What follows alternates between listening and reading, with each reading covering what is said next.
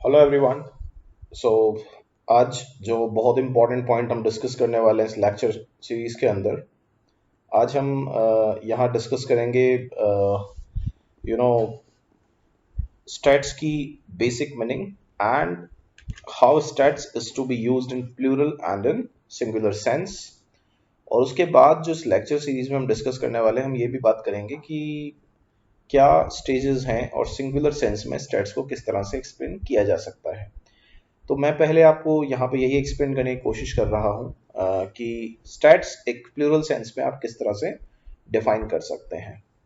यहाँ पे जब आप डेफिनेशन देखेंगे, अभी हम डेफिनेशन को भी डिस्कस करेंगे, बट पहले मैं आपको इसका मतलब समझा देता हूँ।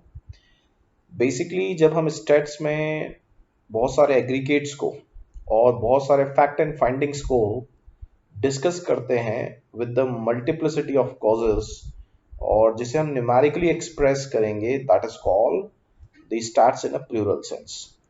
लेट्स से कि हमारे पास में एक पॉपुलेशन फिगर दिया हुआ है इंडिया का, और वहाँ पे हम बर्थ रेट का बात कर रहे हैं, कंट्री के डेथ रेट का बात कर रहे हैं, एंड ईयर वाइज हमने 70 ईयर्स की birth rate, death rate, population का परसेंटेज ग्रोथ रेट, वो सब हम डिफाइन कर रहे हैं।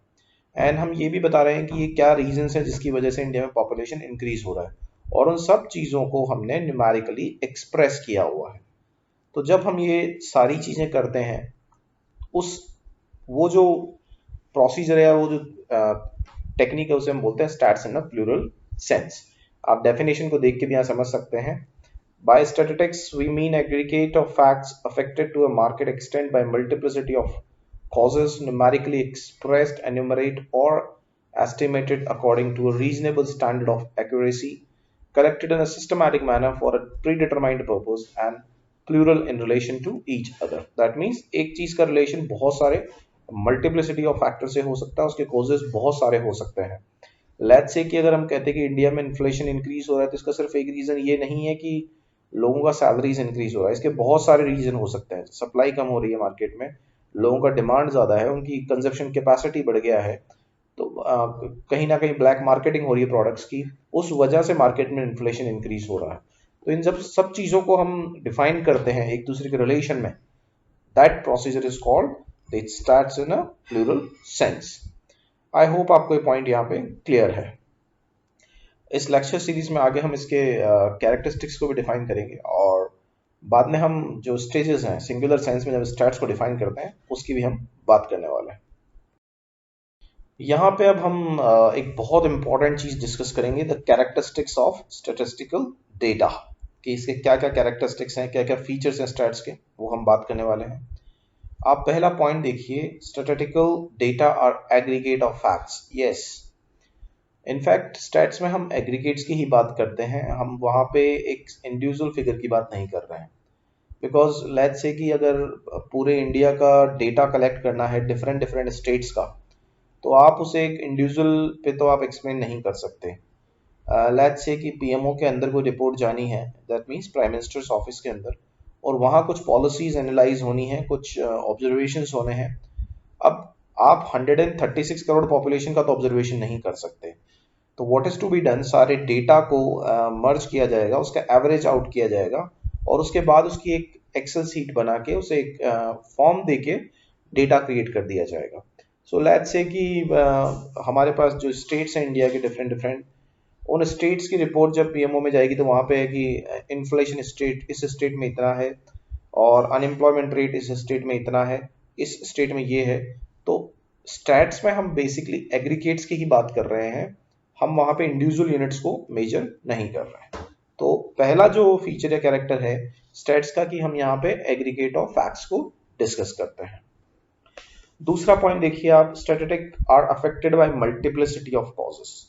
मैंने अभी अभी आपको एक एग्जांपल दिया कि इंडिया में अगर इन्फ्लेशन इंक्रीज हो रहा है, इससे पिछले वाली स्लाइड में जो मैंने आपको बताया, तो उसका एक सिंगल रीजन नहीं हो सकता। May be there may be a single reason, but it there may be multiplicity of causes. Let's say कि जैसा कि मैंने आपको बताया, गवर्नमेंट की कुछ पॉलिसी जैसी आ गई, इससे कि इन्फ्लेशन बढ़ गया, मार्केट में सप्लाई कम है, प्रोडक्शन कम हुआ है, जो वेदर है वो फेवरेबल नहीं रहा एग्रीकल्चर के लिए, लोगों की सैलरीज इंक्रीज हो रही हैं पे कमीशन की वजह से, लोगों की कंजप्शन कैपेसिटी इंक्रीज हो गया है, इन सब चीज़ों की होने की वजह से वो चीज़ इंक्रीज हो रही है। एक एग्जाम्पल मैंने आपको दिया है।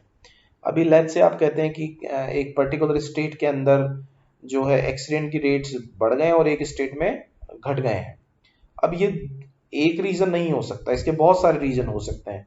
लाइक कि वहाँ के लोग बहुत अवेयर हैं, हेलमेट पहनते हैं, ट्रैफिक रूल्स को फॉलो करते हैं, जबकि दूसरे स्टेट में ऐसा कुछ भी नहीं होता है। तो वो जो एक्सीडेंट के रेट्स हैं वो सिर्फ एक रीजन की वजह से नहीं, बहुत सारे रीजंस और कॉजेज हो सकते हैं किसी भी पर्टिकुलर एक वेरिएबल के को लेके।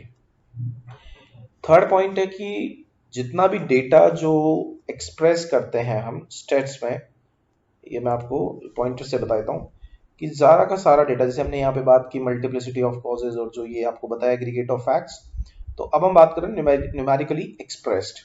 जितना भी डेटा होता है स्टैट्स में उसे आप थ्योरेटिकली फॉर्म में या टेक्स्ट फॉर्म में एक्सप्रेस नहीं करते हैं, वो डेटा न्यूमेरिकल फॉर्म में ही एक्सप्रेस किया जाता है।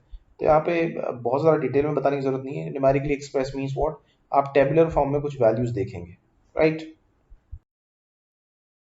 अगला पॉइंट है collected in a systematic manner. Yes, ये बहुत इंपॉर्टेंट चीज़ है।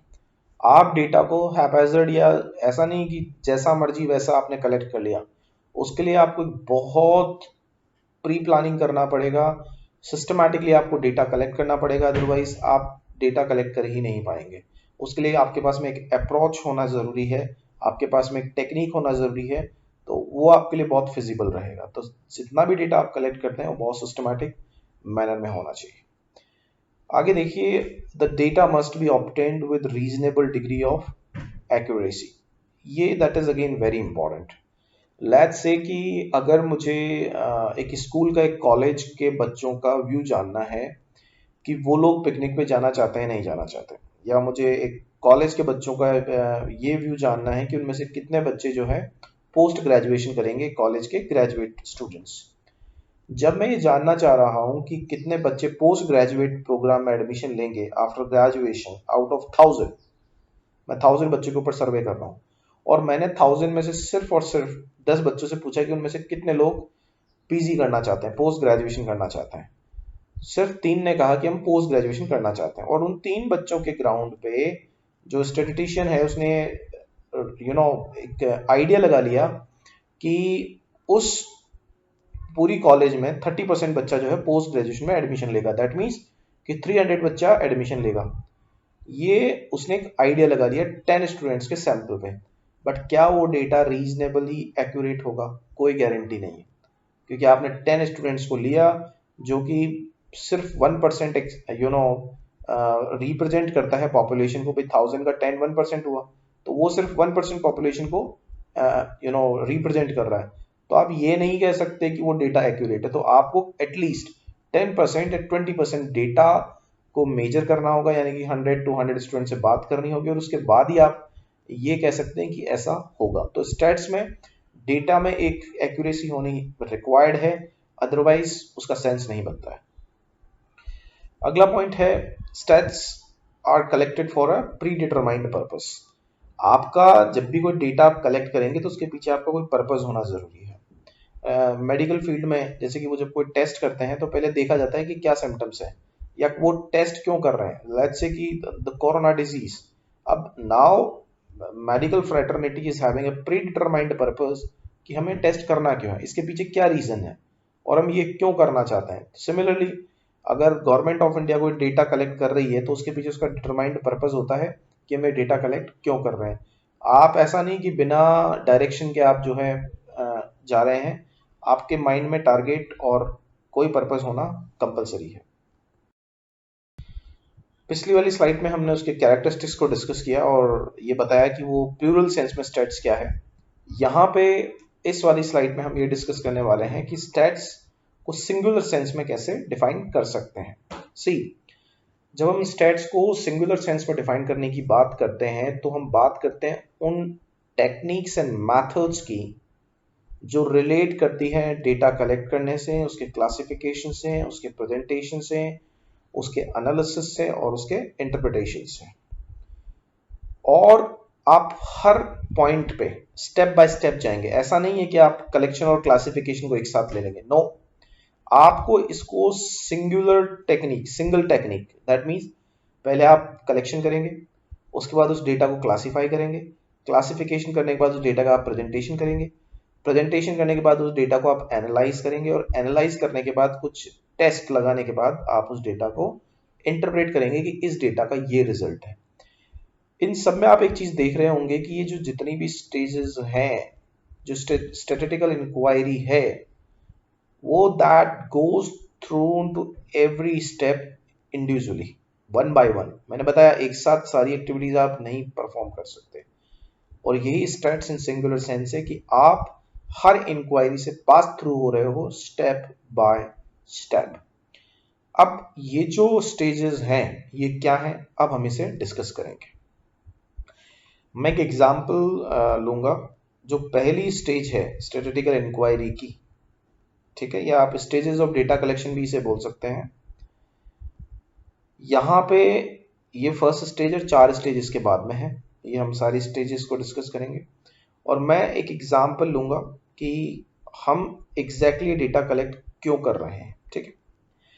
अब लेट्स से कि हमने यहाँ पे एक एग्जांपल लिया कि गवर्नमेंट ऑफ इंडिया को ये जानना है कि इंडिया में कितने % पॉपुलेशन के पास में जो है गैस कनेक्शंस नहीं है, या ऐसे कह सकते हैं कि रिजर्व बैंक ऑफ इंडिया को या government of India ministry of finance को ये जानना है कि कितने लोगों के पास बैंक अकाउंट है और कितनों के पास नहीं है। तो ये करने के लिए सबसे पहले गवर्नमेंट क्या करेगी, डेटा को कलेक्ट करेगी। अब ये डेटा आपके पास दो तरीके से कलेक्ट हो सकता है, या तो आप प्राइमरी डेटा पे जाइए या आप सेकेंडरी डेटा पे जाइए। प्राइमरी डेटा और सेकेंडरी डेटा के ऊपर एक सेपरेट वीडियो आएगा मेरा इसके बाद में, तो आपको समझ में आ जाएगा। अभी मैं थोड़ा सा आपको ब्रीफ कर देता हूँ। प्राइमरी डेटा वो डेटा होता है जो खुद आप जाके कलेक्ट कर रहे हैं मार्केट से, अभी इतना सा समझ लीजिए। और सेकेंडरी डेटा वो डेटा होता है जो ऑलरेडी पब्लिश्ड है, किसी ने रिसर्च कर रखा है, और उस डेटा को आप रेफर करते हैं, that is called the secondary data. तो जो पहली स्टेज है स्टैटिस्टिकल इंक्वायरी की वो क्या है, कलेक्शन ऑफ डेटा। दूसरा जो इंपॉर्टेंट पॉइंट है that is the organisation of data. अच्छा, अब इसका मतलब क्या है उसे एक बार हम समझ लेते हैं। यहाँ पे जब हम बात कर रहे हैं ऑर्गेनाइजेशन ऑफ डेटा की, तो इसका मतलब ये है कि उस पूरे डेटा को जो हमने कलेक्ट किया उस डेटा को हम क्लासिफाई करेंगे। क्लासिफिकेशन करने का मतलब कि लेट्स से पूरे इंडिया का डेटा कलेक्ट किया, तो पूरे इंडिया को हम पहले 4 पार्ट्स में जो जितना डेटा कलेक्ट किया, ऐसा नहीं है कि आप उसे बिल्कुल टेक्स्ट फॉर्म में डाल देंगे। आपने जो डेटा कलेक्ट किया है उस कंप्लीट डेटा को पहले आप स्टेट वाइज डिवीजन करेंगे, मतलब रीजन वाइज डिवीजन करेंगे। ये नॉर्थ इंडिया का डेटा है, ये साउथ इंडिया का है, ये ईस्ट इंडिया, ये वेस्ट इंडिया का डेटा है। उसके बाद जब आपने डेटा कंपैरिजन कर लिया, उसके बाद आप जितने भी स्टेट्स आ रहे हैं नॉर्थ इंडिया के अंदर, दिल्ली हुआ, पंजाब हुआ, इन स्टेट्स को आप फिर उन स्टेट्स पे आएंगे। आपने फिर इसको फर्दर क्लासीफाई किया। स्टेट्स पे आने के बाद फिर आप डिस्ट्रिक्ट्स पे आएंगे। डिस्ट्रिक्ट्स पे आने के बाद में फिर आप जो हैं जो तहसील तालुकाज होते हैं उस पे आएंगे, फिर आप पंचायत समिति पे जाएंगे। तो आपने उस पूरे डेटा को इस तरह से क्लासीफाई कर दिया, that is called organisation of data. उसके बाद हम आते हैं प्रेजेंटेशन ऑफ डेटा। एग्जैक्टली आपको उसके बाद उस डेटा को बहुत सिस्टमैटिकली, बहुत सही तरीके से उस डेटा को एग्जिबिट करना है, उसे अट्रैक्टिव बनाना है, उसे इस तरह से मैनेज करना है कि वो अंडरस्टूड हो। जैसे ही ऑब्जर्वर उस डेटा को देखेगा उसे समझ में आ जाना चाहिए कि एग्जैक्टली ये डेटा क्या कहना चाह रहा है, और ये टेक्सचुअल फॉर्म में है, डिस्क्रिप्टिव प्रेजेंटेशन है, टेबुलर प्रेजेंटेशन है, डायग्रामेटिक प्रेजेंटेशन है। तो आपके पास बहुत सारी टेक्निक्स हैं जिससे आप उसे एक्सप्रेस कर सकते हैं। तो डेटा को प्रेजेंटेशन के लिए आप उसे टेक्सचुअल फॉर्म में भी डिफाइन कर सकते हैं, आप उसे डिस्क्रिप्टिव फॉर्म में डिफाइन कर सकते हैं, आप उसे टेबुलर प्रेजेंटेशन भी दे सकते हैं और डायग्रामेटिक प्रेजेंटेशन भी दे सकते हैं। जो बहुत अगर मैं स्टैट्स के पॉइंट ऑफ व्यू से बात करूं तो tabular presentation and diagrammatic presentations are the most popular. Textual और डिस्क्रिप्टिव स्टैट्स भी चलता है, बट ज़्यादा जो हम जिस स्टैट्स की जो बेसिक है वो यही कहेगा कि आप डेटा को न्यूमेरिकली टेबुलर फॉर्म में या डायग्रामेटिक फॉर्म में एक्सप्रेस करें। अगला जो पॉइंट है that is called analysis of data. आप जब इतना सारा डेटा कलेक्ट कर रहे हैं पूरे इंडिया का या पूरे वर्ल्ड का या पूरे एक स्टेट का, तो आपके पास बहुत सारे फिगर्स आएंगे, बट उन सारे फिगर्स में से एक ऐसी वैल्यू है जो उस पूरे डेटा के को एक्सप्रेस करनी चाहिए, राइट? हम इसे एक एग्जांपल से समझ सकते हैं कि लेट्स से कि हमने अलग अलग स्टेट्स के इनकम कैलकुलेट किए, तो इनकम कैलकुलेट करने के बाद हम उस पूरी इनकम को ऐड करेंगे और उसे हमारी जो पॉपुलेशन है उससे डिवाइड कर देंगे, तो हमारे पास एक पर कैपिटा इनकम आ जाएगी। ये पर कैपिटा इनकम पूरे इंडिया की एवरेज इनकम है। दैट मीन्स कि ऑन एन एवरेज हम मान के चल रहे हैं कि इंडिया में एक इंसान की एवरेज इनकम इतनी आ रही है। तो ये हमने किससे किया? This is the part of analysis of data. Last stage है द इंटरप्रिटेशन ऑफ डेटा। तो interpretation of data is the last stage in a statistical inquiry. Last stage है। यहाँ पे कई स्टैटिस्टिकल टूल्स हैं, कई अभी मतलब अगर मैं आपको बात करूँ तो एमॉस है, आर स्टूडियो है, एसपीएसएस है, एक्सेल में भी आप जो है टूल्स को यूज कर सकते हैं। टूल्स का मतलब है टेक्निक्स एंड मेथड्स, जो सॉफ्टवेयर से आप किसी वैल्यू को एक कंक्लूजन पे आप आते हैं, आप एक वैल्यू डिराइव करते हैं और वो वैल्यू जो है उस पूरे डेटा को एक्सप्रेस करती है और उसके ग्राउंड पे आप ये कंक्लूड कर देते हैं कि ये पॉलिसी इंप्लीमेंट करनी है या नहीं करनी। लेट्स से कि अगर गवर्नमेंट कहती है कि हमें 200 रुपीज से जो है नरेगा की जो वेज है जो हम दे रहे हैं लेबर को 170 रुपीज, उसे हम 200 करेंगे। अब ये 200 करेंगे, इतना it's not that easy, because आपको उसके पूरे इंडिया में पे करना पड़ेगा। तो उसका गवर्नमेंट के रेवेन्यू पे कितना प्रेशर आएगा, गवर्नमेंट को कितना एक्सेस फंड निकालने पड़ेंगे, वो इंटरप्रेट किससे करेंगे हम? कुछ स्टैटिस्टिकल टूल से। तो आई होप आपको ये स्टेजेस समझ में आ गई है, जो मैंने समझाने की कोशिश की है यहाँ पे, कि हम किस तरह से इन चीज़ों को एक्सप्लेन कर सकते हैं, एक्सप्रेस कर सकते हैं और बता सकते हैं कि कुछ पॉलिसीज हमारे लिए ठीक है या नहीं है। Thank you so much. अगर आपको वीडियो पसंद आता है तो आप प्लीज़ लाइक और सब्सक्राइब करना।